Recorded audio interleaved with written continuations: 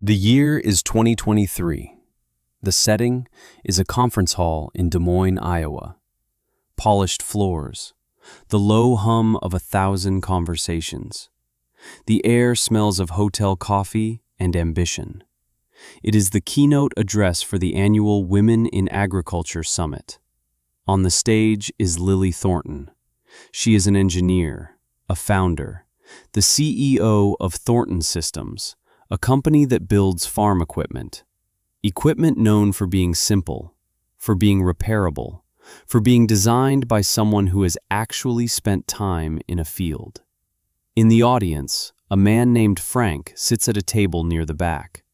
He is 75 years old. His hands are clean now, manicured, but the grease is still deep in the lines of his knuckles. You can never truly wash away a lifetime of being a John Deere dealer. He ran the family business for 40 years. He sold it a decade ago.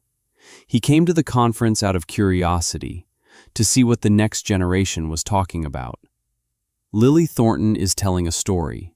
It's an origin story, not just for her company, but for her philosophy. She speaks of her mother, a woman named Sarah, a farm, a single, massive, complex combine harvester, a Class Jaguar 960, the heart of their operation. She talks about a summer, decades ago, a brutal heat wave, the machine overheating, the harvest stopping. Frank leans forward. He remembers that summer, 1997, hottest July on record. Lily continues. Her mother called the dealer. The dealer came out. He was a respected man in the community. He ran his diagnostics. He shook his head sadly. He quoted them $14,000 for a new cooling system. $14,000 they did not have. Lily pauses on stage. She takes a sip of water. The room is silent. Then she smiles. She says her mother was ready to give up, but she, a curious 10-year-old, was wandering around the silent machine. She noticed something tucked deep inside the radiator intake, something that didn't look like metal. It was a bird's nest, packed tight with mud, grass, and twine, completely blocking the airflow. She says she pulled it out with her own 2 hands. The machine started. The temperature gauge stayed in the green. The harvest was saved. The entire repair cost nothing. The audience laughs. They applaud. It's a great story, a perfect metaphor for her company's mission. Look for the simple solution first. But Frank, in the back of the room, is not laughing. He is not applauding. He feels a coldness spread through his chest. He remembers a woman named Sarah Thornton. He remembers her farm just south of town. He remembers a service call, a Class Jaguar with a cooling problem. He remembers plugging in his diagnostic computer. He remembers the error codes. He remembers his certainty. He was the expert. He was the man who came out. He was the dealer who quoted $14,000. The room is filled with the sound of applause for the woman on stage. But all Frank can hear is the silence of his own memory, the gap between who he thought he was and what he had actually done.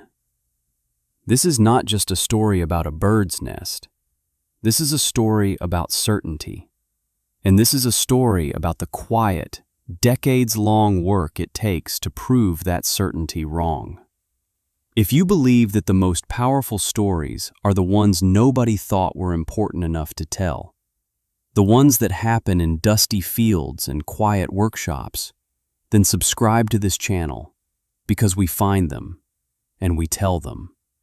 And the story of Sarah Thornton is one you need to hear.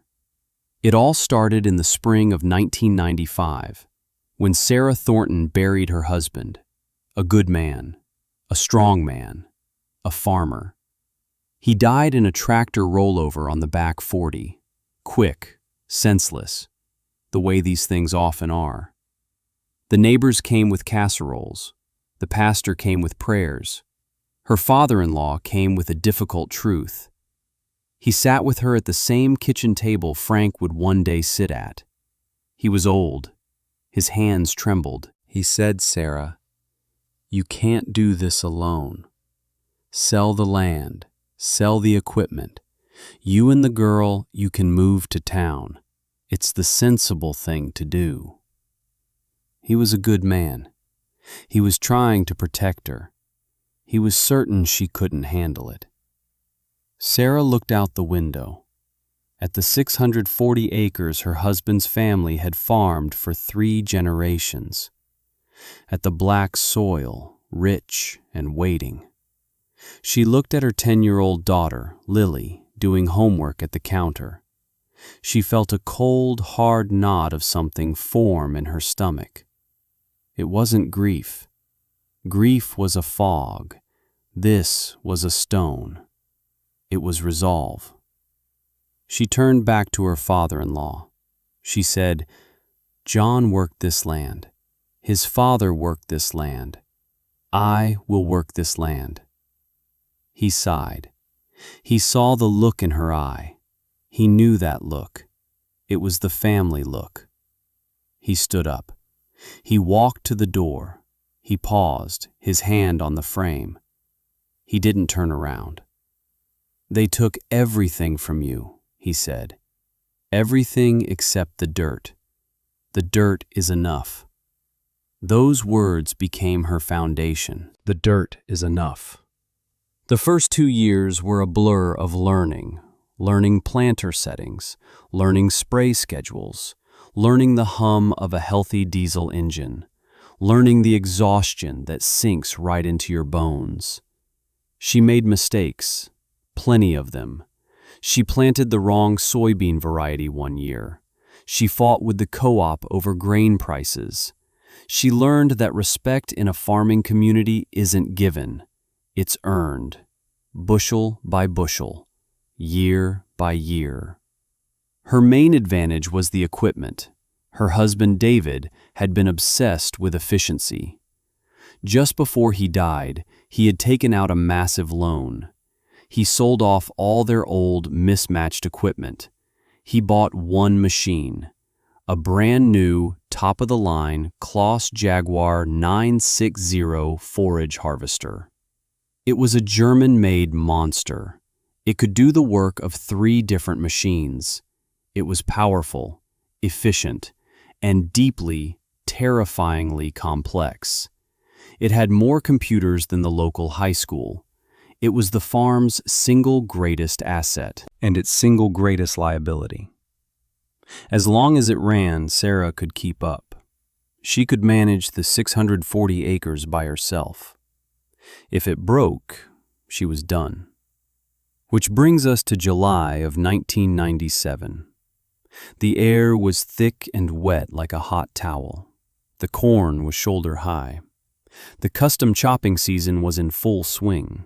Sarah was running the Jaguar 16 hours a day, cutting silage for the dairy farmers in the next county.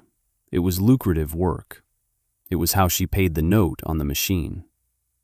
One afternoon, a light started blinking on the dashboard. A small orange light, a picture of a thermometer. The engine temperature was climbing. She shut it down immediately, popped the side panels. The engine was radiating heat like a blast furnace. She checked the coolant. It was full. She checked the fan belt. It was tight. She was a farmer, not a mechanic. She knew the basics. This was not a basic problem. There was only one person to call: Frank Miller, owner of Miller Ag and Equipment, the local John Deere dealer, but his shop was the only one certified to work on the complex Kloss electronics. Frank was a pillar of the community. He served on the church board. He coached Little League. His grandfather had sold Sarah's grandfather-in-law his first tractor. He was trusted. He was an expert. He said he'd be out in the morning. Sarah spent a sleepless night. Every hour the machine was down, she was losing money. Worse, she was losing credibility. The farmers who hired her were counting on her. A reputation for being unreliable was a death sentence. Frank pulled into the driveway at 7 a.m. sharp. His truck was clean. His polo shirt was embroidered with the dealership logo. He was calm, professional, reassuring. "Let's see what we've got here, Sarah." He didn't treat her like a dumb widow. He treated her like a customer, which, in some ways, was worse. It was all business. He spent an hour with the machine. He didn't get his hands dirty. He opened a briefcase. He pulled out a laptop. He connected a thick gray cable to a port near the engine. He tapped at the keyboard. He stared at the screen. He frowned. He shook his head. He printed a long report filled with codes and graphs. He walked over to where Sarah was waiting, wiping her hands on a rag. Lily stood beside her, quiet. Frank cleared his throat. He had a kind face, worried eyes. He looked genuinely sorry to be delivering bad news. "Sarah, I've been doing this for 20 years. I've seen this before." He pointed to a chart on the printout. "These Tier 4 engines, they run hot to meet emissions standards. The cooling system is under incredible strain. Your fan speed sensors are intermittent. The radiator core is showing efficiency below 30%. It's a cascade failure." Sarah didn't understand the words, but she understood the tone. It was the tone of a doctor reading a bad scan. "So, what does that mean, Frank?"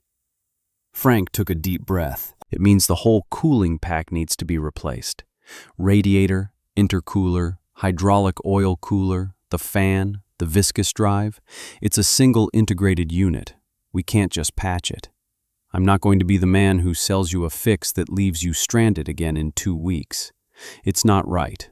It's not safe." He was being so reasonable, so concerned. He was protecting her. How much? The word came out quiet, smaller than she intended. Frank looked down at his printout. He didn't want to say it. "With parts and labor, you're looking at about $14,000. $14,000. The number just hung in the hot, still air. It was more money than she had made all year. It was more than the farm was worth in profit. It was an impossible number. Sarah felt the world tilt. The stone of resolve in her stomach turned to ice water. Her father-in-law's voice echoed in her head. "Sell the land. It's the sensible thing to do." Frank saw the look on her face. He went into salesman mode. "Look, Sarah, I know it's a lot. We can set you up with a financing plan. John Deere Financial. We can stretch it out over a few years. Get you back in the field tomorrow." He was offering her a lifeline attached to an anchor of debt. She would be working for him, for the bank, for the next 5 years, all because of a blinking light. I need to think about it, Frank." Of course. He packed up his laptop. He was sympathetic. He left the written quote on the kitchen table, a single piece of paper with an impossible number on it. He drove away in his clean truck, leaving Sarah and Lily standing in the shadow of the silent, broken machine. Sarah walked back to the house in a daze. She sat at the kitchen table. She stared at the quote. $14,000.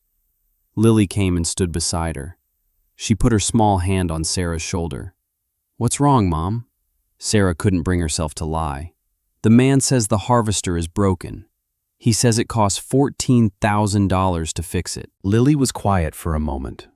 She looked from the paper to her mother's face. "But you can fix anything, Mom." It wasn't a question.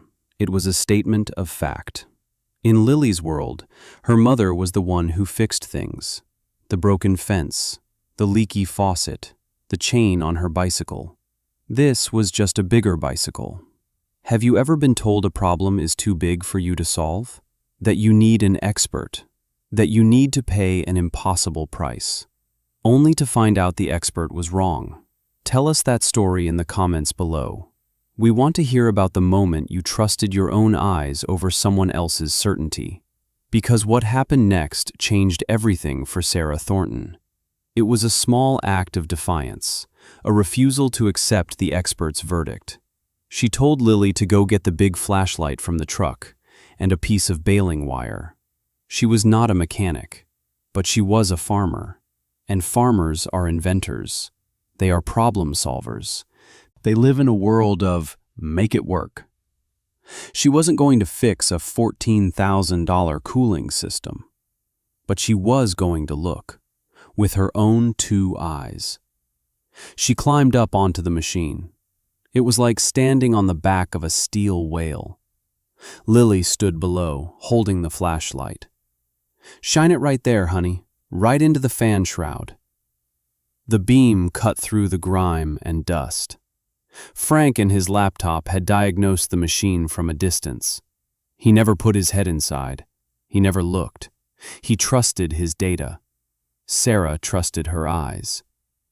She lay on her stomach on the hot engine cover, peering down into the guts of the machine. The cooling system was a complex sandwich of radiators and coolers. Air was pulled through this stack by a massive hydraulically driven fan. Frank's report said the fan sensors were failing, but the fan looked fine. The blades were clean. She asked Lily to hand her the baling wire. She poked at the fan. It spun freely. This doesn't make sense. She followed the path of the air, from the fan, through the radiator stack, and out the other side. Then she looked at the front, the intake, where the air came in. It was covered by a heavy-duty screen to keep out stalks and leaves. The screen was clear, but behind the screen, it was dark, a solid wall of darkness. That's not right. There should be daylight. You should be able to see the fan blades. What is that? Lily, from her vantage point on the ground, could see it better. "Mom, it looks like a mud pie." "A mud pie?" Sarah slid off the machine. She knelt down and looked up into the intake shroud. Lily was right. Crammed between the protective screen and the radiator itself was a solid, packed mass of something. It was dark and fibrous, caked with dirt. She reached in. Her fingers touched something dry and scratchy. It felt like grass, and mud, and twine. She got a good grip and pulled. A huge chunk came loose. It fell to the ground with a soft thud. It was a bird's nest. Not just a nest, a masterpiece of avian engineering. A robin's nest, reinforced with mud from the creek bed, woven through with shreds of a blue plastic tarp and lined with baling twine. It was dense. It was solid. It was a perfect, custom-fitted plug.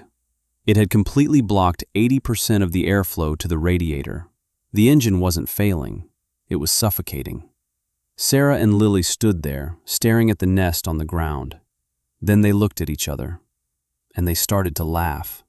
Not a small chuckle, a deep, gut-wrenching, tears streaming down their faces laugh. The laugh of people who had stared into the abyss and found a bird's nest. It took them 10 minutes. With the baling wire in their hands, they pulled out the rest of it. 2 more handfuls. They started the machine. It roared to life. Sarah watched the temperature gauge. It climbed to the middle of the green zone, and it stayed there, rock solid. She let it run for 30 minutes. The temperature never moved. The problem was solved. The total cost of the repair was $0, and a little bit of dignity. The story got around, of course. This is a small town. Sarah told the other farmers who were waiting for her. They laughed. They slapped her on the back. They had a new respect for her. And a little less for Frank Miller. Frank heard the story at the coffee shop. He turned red. He tried to defend himself. I ran the diagnostics. The sensors were reading bad. It could have been the nest causing the sensors to read wrong, but it could have been something else. I stand by my recommendation. It was the safe bet. But the damage was done. The story was too good. The image was too perfect. The $14,000 expert beaten by a 10-year-old girl and a bird's nest. It became a local legend. For Sarah, it was more than a funny story. It was a turning point. It was the moment she stopped trusting experts. It was the moment she decided to become self-sufficient. That winter, she didn't just park the harvester. She tore it down. She bought the service manuals. She spent her nights in the cold shop with a kerosene heater, learning every bolt, every belt, every sensor. She taught herself to weld. She taught herself hydraulics. She taught herself diesel mechanics. Because this is where the story becomes bigger than one woman and one machine. The bird's nest was a lesson. The lesson was, dependency is a trap. Frank's financing offer wasn't a lifeline, it was a chain. Sarah decided she would never be in chains again. She started a new plan. No debt, ever. If she couldn't pay cash, she didn't buy it. Let me tell you about the next 20 years on the Thornton farm. It became a masterclass in the long game. In 1998, the farmer on her west flank retired. He offered her his 120 acres. The bank offered her a loan. She said no. She went to him and offered him half her harvest profit from that land for the next 10 years. He was an old-timer. He liked the poetry of it. He shook her hand. No banks, no debt, just a promise. In 1999, her main planting tractor, a modern Case IH, threw a rod. The repair bill was $9,000. She sold it for scrap. She took the money and bought a 1978 John Deere 4440, an old, simple mechanical tractor. It cost her $7,000, cash. She learned how to rebuild its engine on her kitchen table. In 2001, she bought the 80 acres to the south. The owner had been a customer of Frank Miller's. He'd just bought a brand new $250,000 combine. He needed cash for the down payment. Sarah paid him in full, cash. Frank Miller watched from a distance. He saw her at the co-op. He heard about her yields. They were always good, sometimes better than the guys with the brand new gear. He never saw her name on the financing paperwork that crossed his desk. She never set foot in his showroom again. Her farm became a working museum. She had the big, complex Claas for her custom work. She knew it inside and out now. But for her own land, she bought old iron, International Harvester 1460 combines, Alice Chalmers tractors, simple machines she could fix with a wrench and a manual. The other farmers laughed at her. They called her Junkyard Sarah. They'd drive by in their air-conditioned, GPS-guided 600-horsepower new tractors and see her on her 30-year-old open-station machine covered in dust. They felt sorry for her. Then the price of corn dropped in 2005. Fuel prices spiked. Suddenly, the guys with the $500,000 lines of credit were sweating. Their massive monthly payments didn't care what the market was doing. Sarah just kept going. Her input costs were a fraction of theirs. She had no debt. Every dollar she made was hers. The laughing stopped. People started asking her for advice. How do you set the valves on an old 855 Cummins? Where do you find parts for a Gleaner L2? She helped them. She never charged. She just shared what she knew. Her shop became a gathering place, a school for a forgotten way of farming. By 2010, she was farming nearly 2,000 acres, all of it paid for, cash. Her daughter Lily went off to college, not to study agriculture, to study mechanical engineering. She had spent her childhood watching her mother reverse engineer the world. She wanted to build a better one. And what of Frank Miller? His world was changing too. The dealership model was consolidating. The corporate office demanded more sales, higher margins. The machines got more complex. The right to repair was a constant battle. He wasn't a mechanic anymore. He was a manager, a middleman in a system he no longer controlled. He felt like his hands were tied. He was just following the company playbook. But he never forgot Sarah Thornton. Every time he drove past her farm and saw her fleet of old, perfectly maintained equipment working the fields, he felt a pang of something he couldn't quite name. It wasn't anger. It wasn't jealousy. It was something softer, and in some ways, worse. It was the quiet, persistent whisper of a question. What if she was right? The reckoning came in the summer of 2018. Another brutal heat wave, a drought. The new machines, the ones Frank sold, started to fail. Not because of mechanical problems, because of sensor problems. The complex emissions systems couldn't handle the extreme heat and fine dust.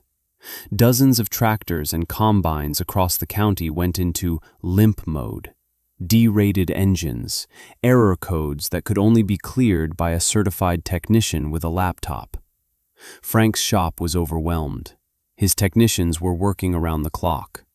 Farmers were losing thousands of dollars a day, waiting. One of his best customers, a man running a massive operation, had 3 brand new combines sitting idle.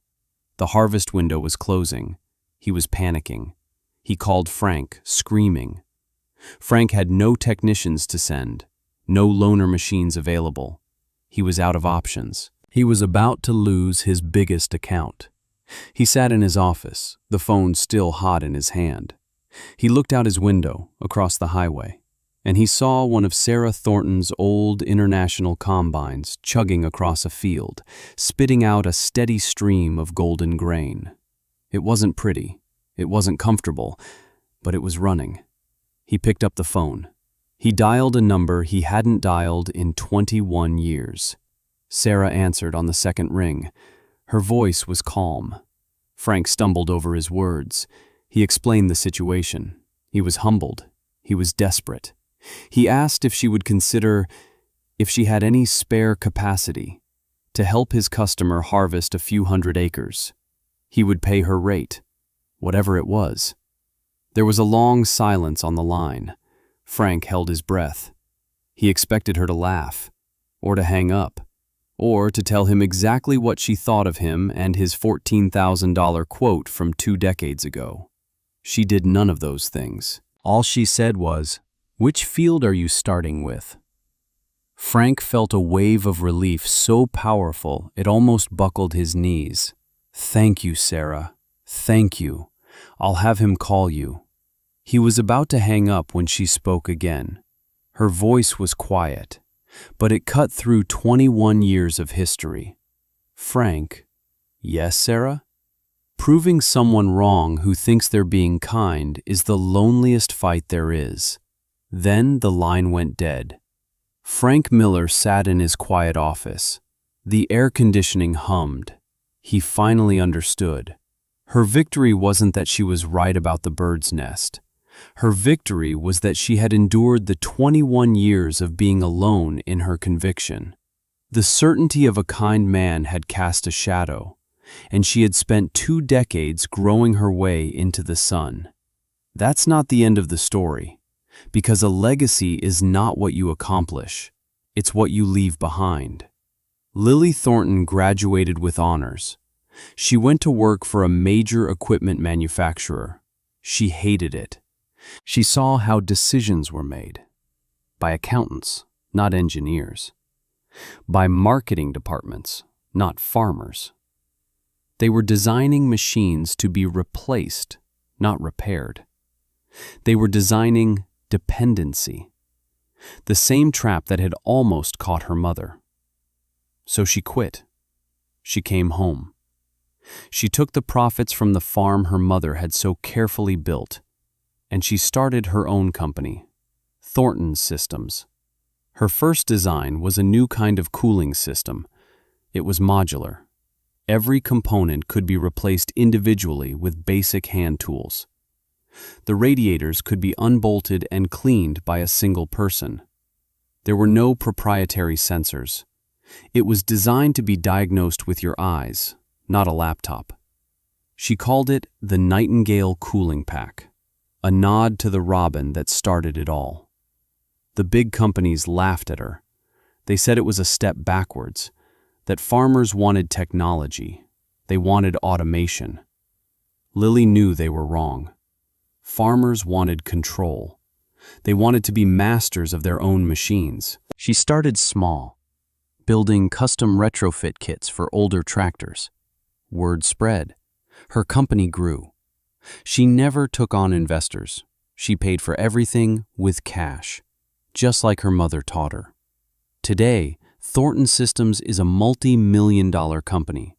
They don't build tractors. They build components that make tractors better, simpler, more reliable. Every product they sell comes with a full set of schematics and a phone number for a support line that is answered by an engineer, not a call center. But that's not the most important part of the legacy. In 2015, Lily established the Sarah Thornton Self-Reliance Scholarship. It pays for rural kids to go to trade school or engineering college. There's only one condition. They have to submit an essay with their application. The topic is always the same. Describe a time you solved a problem by looking for the bird's nest. They've sent over 200 kids to school so far.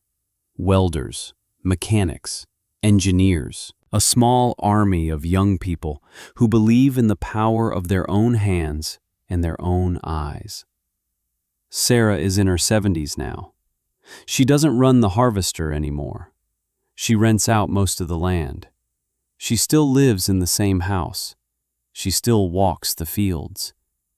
In her office, next to pictures of her grandchildren, there is a shadow box.